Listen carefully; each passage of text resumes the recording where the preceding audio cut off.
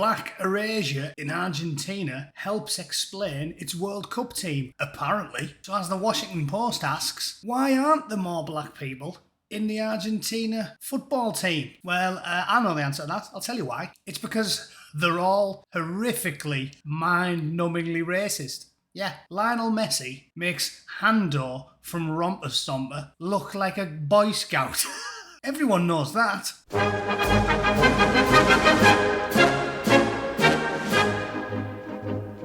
Okay, yet more ridiculous, absurd, jamming square pegs into round holes makes less sense than pissed Diane Abbott headlines from the lunatics that write for the Washington Post. Rather than read you the Washington Post story because it's behind a paywall, and frankly, at this point, after reading the Washington Post for a couple of years, I think I'd rather give Al-Qaeda a donation than the Washington Post. I wouldn't read it if I was suffering from chemo-induced constipation and I'd been sat on the toilet for 2 hours and the only thing I had to read was the Washington Post or the back of the shampoo bottle. I'd just do that. I'd read that 150 times instead. So I'm not reading you the Washington Post story. I'm going to read you the New York Post story, who point out with some glee, because the Washington Post is a sensible newspaper, that the former paper of record has been talking absolute Shiite as usual. Washington Post corrects op-ed about no black players on the Argentina soccer team.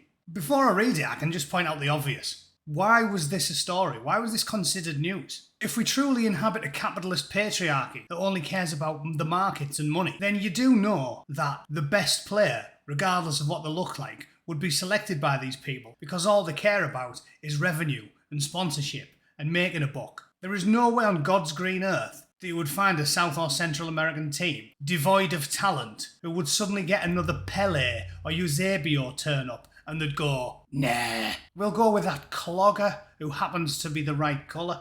It's not going to happen. Also, how can it be considered racist to not have black players in your team when you're from a country where there isn't any black people? I didn't see many heavily suntanned chaps in the Chinese gymnastics team, but nobody seems to care about that. For some reason, it seems to only be the purview of nations populated by people of European descent, and it baffles me. Nobody has a pop at Japan or China for fielding ethnically homogenous teams, so why is it an issue for the Argentinians? It's like Gandalf turning up at the Shire and complaining because he didn't have enough leg room when he folded himself into one of the seats at Bilbo's birthday party. The Washington Post was forced to issue a correction to an op-ed piece that lamented the absence of black players on Argentina's national soccer team, even though the black population of the South American country is less than 1%. So if there was 100 players on the squad, you might expect one black midget on the team.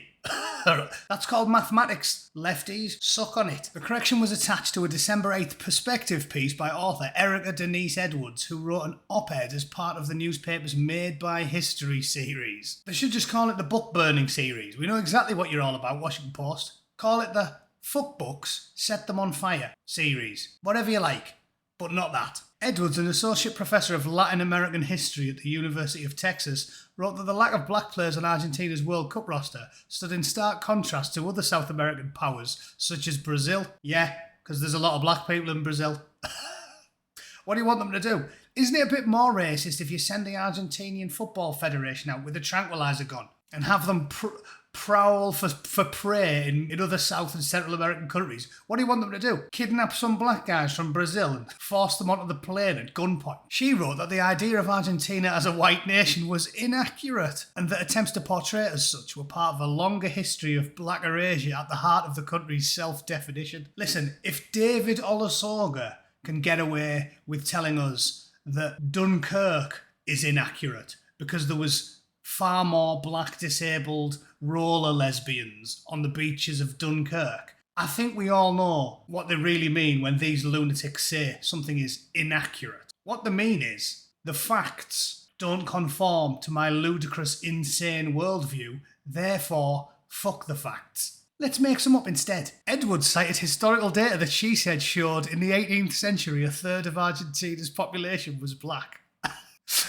Of course it was, yeah. And in 1940, Luton Bradford and Rochdale weren't filled with people that look like me. No. And pigs can fly. Correction. Due to an editing error, an earlier version of this piece noted that roughly 1% of the Argentinian population was black, according to a 2010 government-released census. While the number of black people cited was accurate, the percentage was actually far less than 1%, and the piece has been amended to state that. Whoa, so it's far less than 1%. So we can't even shovel in a black mini-me. We can't even do that.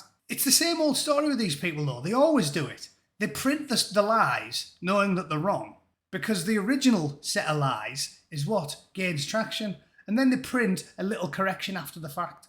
And wash their hands of it and say, oh yeah, democracy dies in darkness. We tell the truth. If democracy dies in darkness, the offices of the Washington Post must be blacker than a witch's tit. I'm assuming they don't have electricity, and everybody in there wears a miner's hat, because they do nothing but lie. Democracy dies in darkness, and these twats helped kill it. The story also reminded me of this one. Black and Beautiful in Britain, the only black hair salon in Derry, Northern Ireland. Yeah, that's right.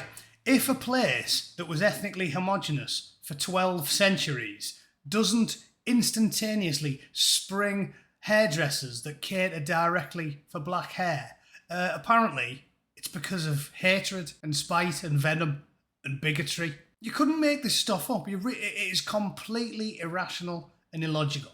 And it doesn't matter how they try and spin it.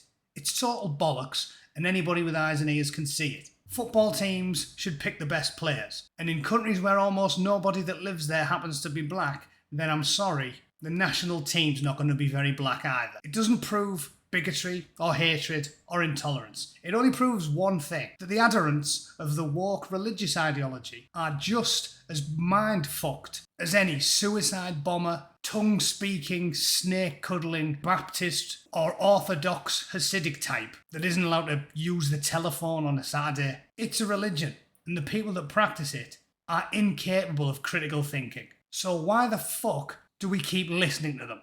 Anyway, let me know what your thoughts are. That's it. What are you still sitting here for? Do one.